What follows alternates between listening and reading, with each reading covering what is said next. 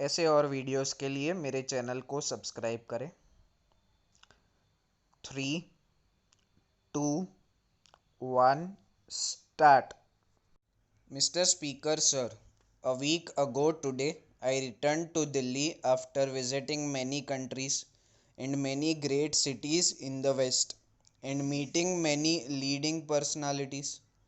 I tried to understand the great movements that were taking place there and the thoughts that were passing in the minds of people.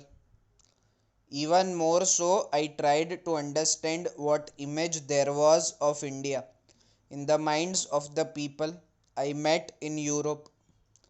Even as I watched something of the stuff of the history being made in Europe, I wanted to know how far the history we might be making here was reflected in the minds of the European people. I found they were greatly interested in what was happening in India because they felt it was something very significant, something that would not only change India but also affect other countries and continents. From that distance, I thought of our work here, of the great problems that face us, and the responsibility of this parliament in making the history of India. Another thought that struck me as I travelled from country to country was how the old frontiers gradually had less and less meaning. Within an hour or two, I travelled from the capital of one great country to the capital of another. It seemed to me that despite the many unsolved problems and conflicts, the idea of national frontiers had become less and less important in the modern scheme of things.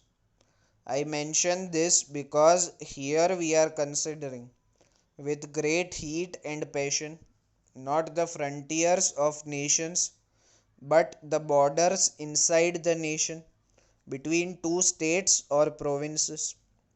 If the frontiers of nations have become relatively less important than they were, and if in the course of the few years they may almost be ignored for many matters, how much less important are these problems of state boundaries which we are considering?